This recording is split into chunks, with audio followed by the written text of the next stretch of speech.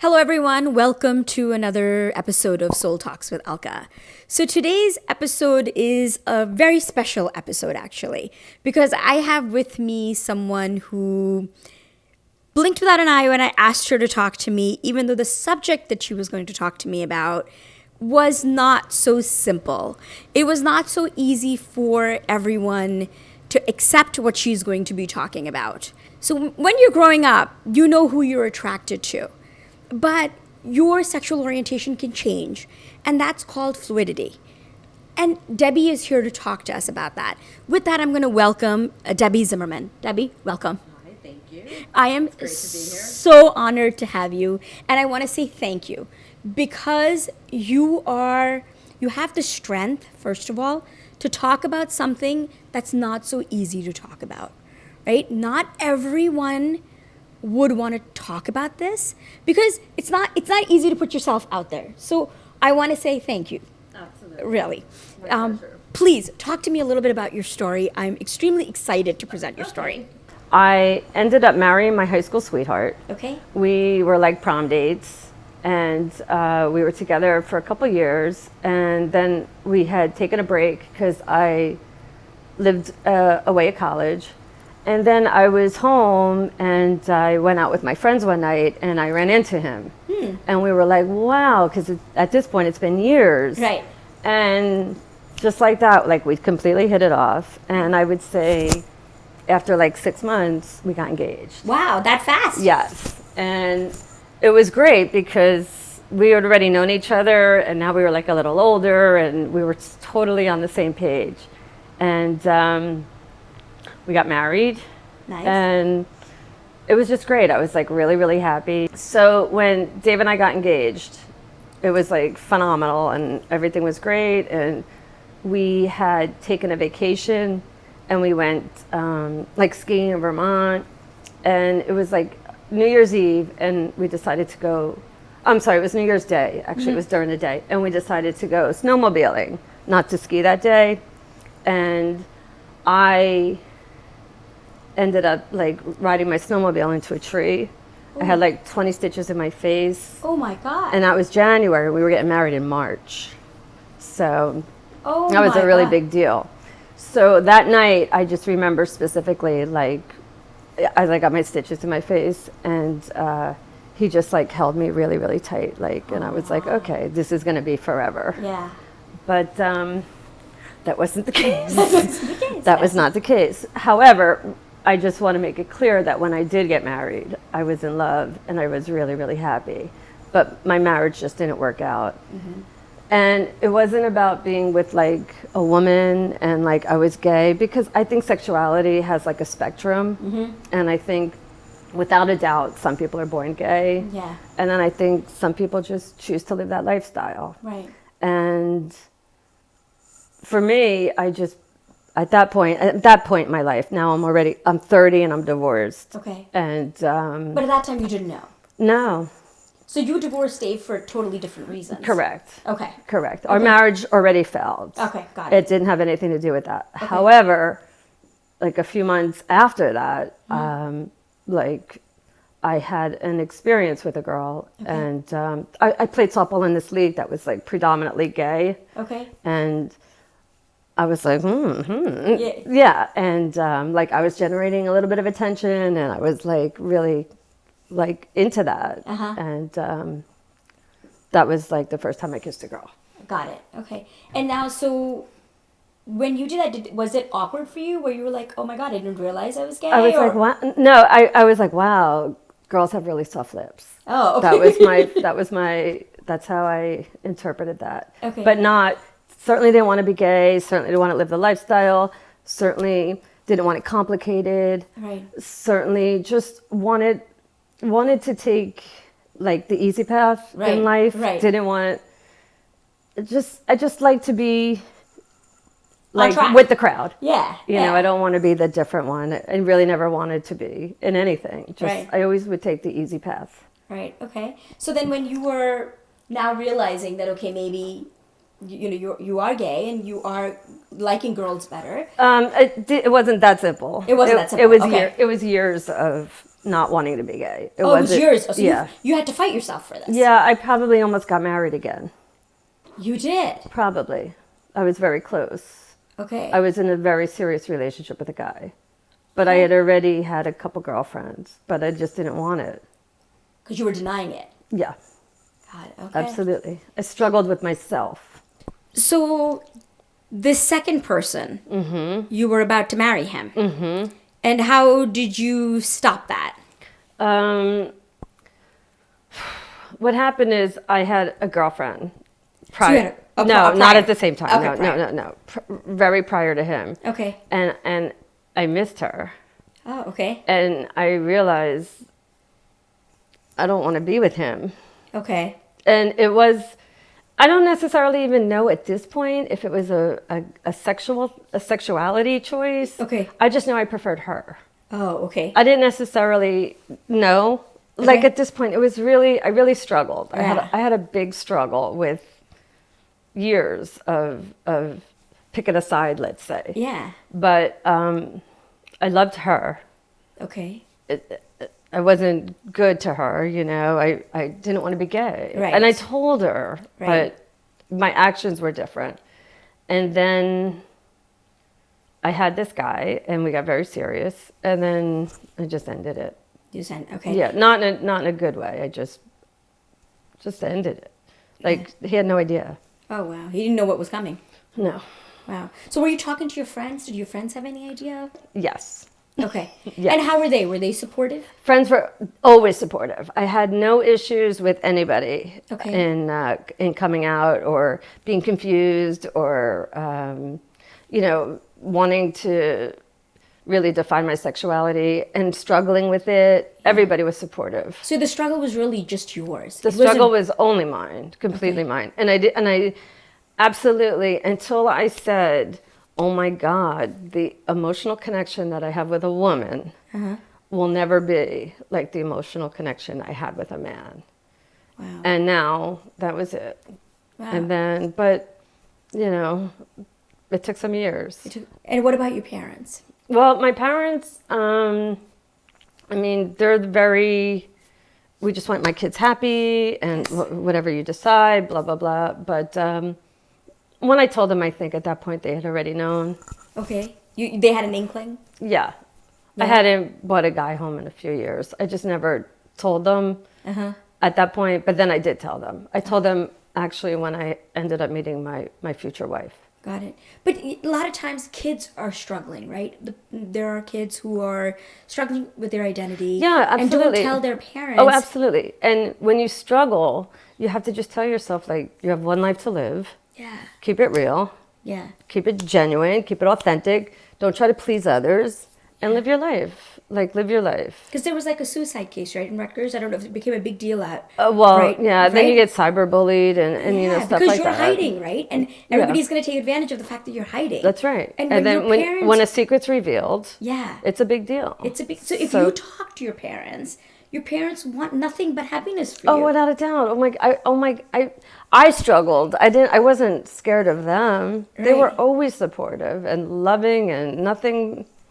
They weren't in it. I was lucky. Yeah, there are parents and siblings and friends and cousins. I don't have any of those stories. I had nothing but support. Wow. Okay. Nothing but support. So, but when you are, so even when I called you for the show, right? There was a little bit of a hesitation. You were ready to do it because you said, if I'm going to help someone, I want to do it. Right. But there's this little bit of going out. What are people going to think? What is going to? My hesitation was only that I don't find my story unique, and I don't find my story special, and I didn't think it was such a big deal. But like when you explained to me that like people do struggle. Yeah. And I was like, yeah, I bet that is out there. Yeah, and you don't think people struggle? You think is it? No, I do. I understand. I didn't have a struggle. Yeah. I struggled with myself only, but I didn't struggle with anybody who loves me. So when you're blessed, right? Yes. Clearly, you're blessed in absolutely. that. Yeah. Absolutely. I had nothing but support. Yeah. Not even support. It was like a non-event. Yeah. Like nobody. It wasn't a drama. It wasn't a big deal. was very simple. So when you went to your mom and dad and you said, okay, you know what? Can I tell you the mom and dad story? Yes, please. Okay. Tell me the mom and dad story. And I love your parents. So you know I love your parents. Absolutely. So, They're lovable. Yes. So I was in Florida visiting them. I was alone, and they have a place there. And it was like winter time, and I had been with now my wife for about 4 months. And I told them, like, in the car, and I was like, look, there's something I want to talk about over dinner. And my father goes, I bet we know what you're going to say. Really? Yeah. And I go, what? He goes, well, just wait for dinner, and you'll tell us. And then I was like, oh. But, I mean, I knew they knew. It's been years since I brought a guy home. You know what I mean? Wow. So we're at dinner, and I was like, look, I met somebody. I'm extremely happy. I think this is, going to go somewhere. Right. And I've been with this woman for like 4 months. Mm-hmm. And you were comfortable talking about her after 4 months? Yeah. You know what? I was 42. Oh. You know what I mean? Yeah. Yes, I was comfortable. I mean, I probably loved her then.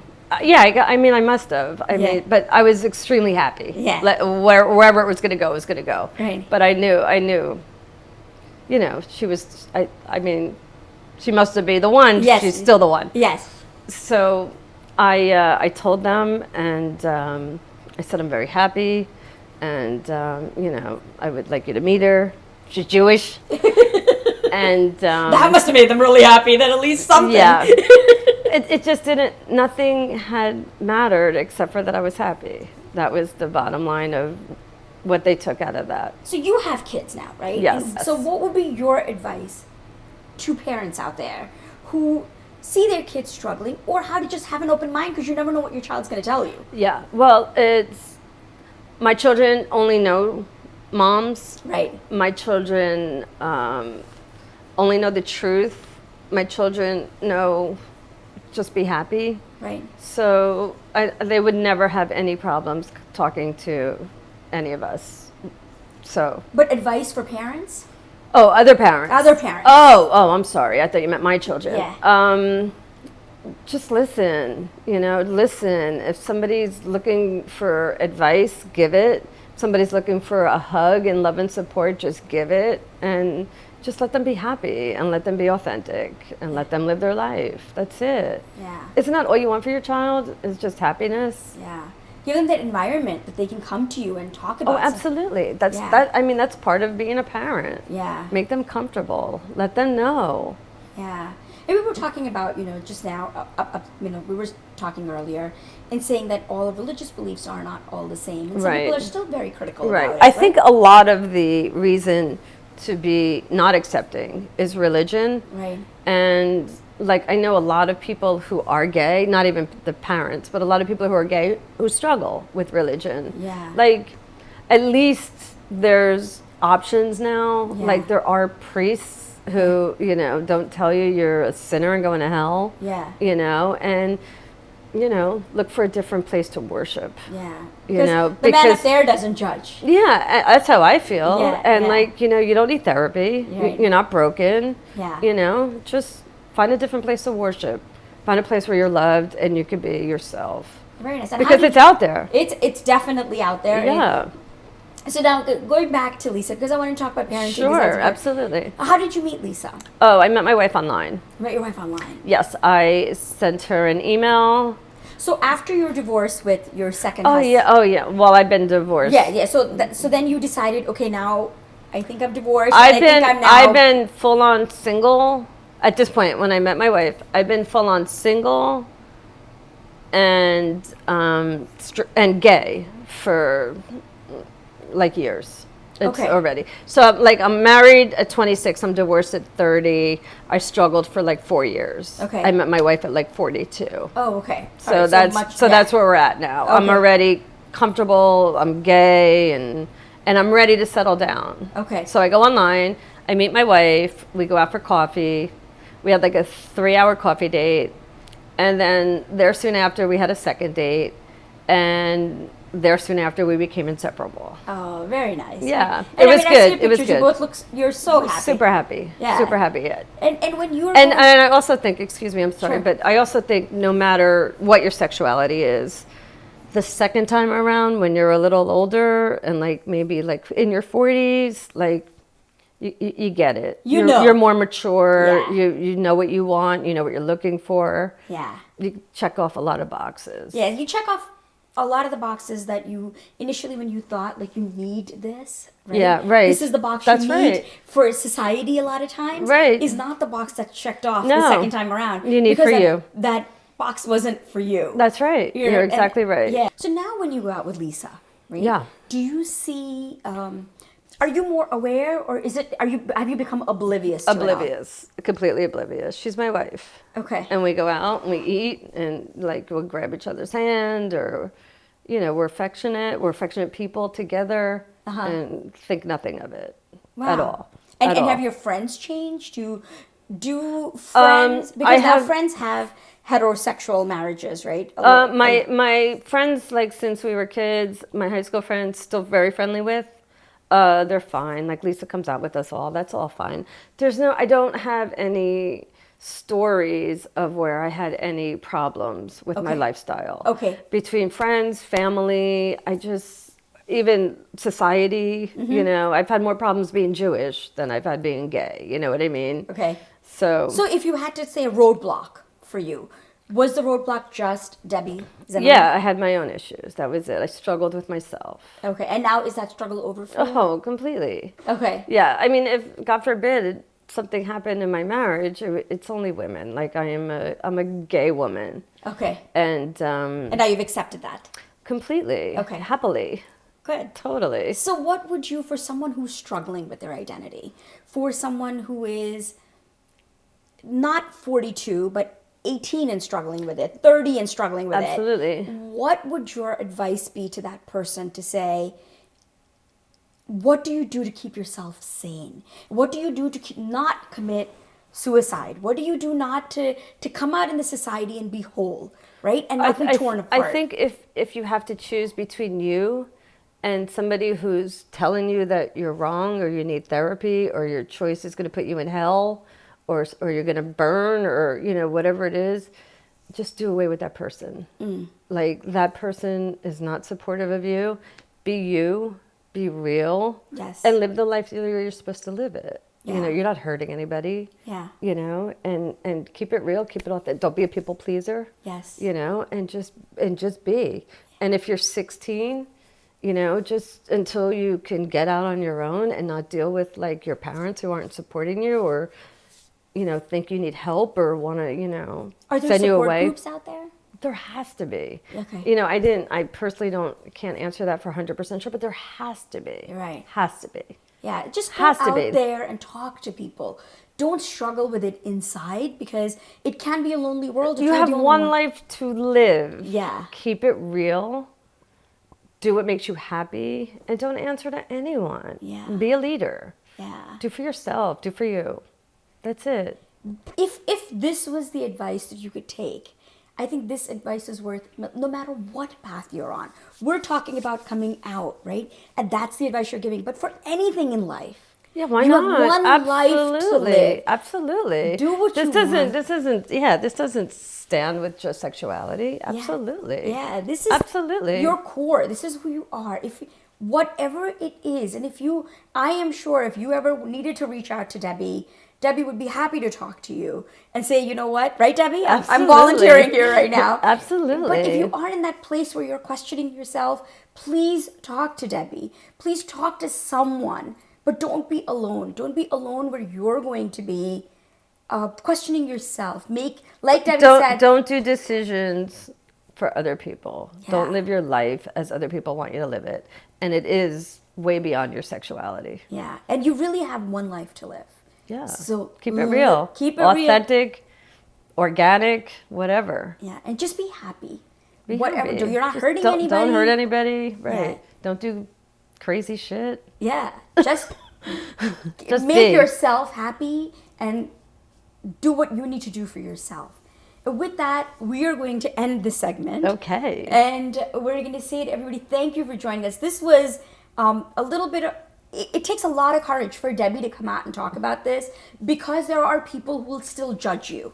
There are people who will still not agree with the choices Debbie has made. But Debbie is very... Actually, I'm fortunate to say that has not happened to me. So, but out there, it could happen to you, but you also don't have to make it a big drama that it doesn't happen to you. Just live your life. Yeah. Maybe nobody cares. And a lot of times our problems are more because of what we make of them. Yeah, I mean, I told you my struggles were within. I didn't have any barricades along the way. Yeah. Just my own. Yeah. So take your own barricades away. Yeah. And your life will be smooth. Yeah. There's a good chance that nobody cares. Yeah. Just be happy. Yeah, absolutely. Be happy. Don't hurt anybody. Smile. That's it. Be happy. Live your life. Don't worry. Be happy. Bringing it back. And with that, thank you for watching another episode of Soul Talks with Alka. Good night. If you like this, please share it, subscribe, and you never know who this can help. Thank you again. We look forward to seeing you again.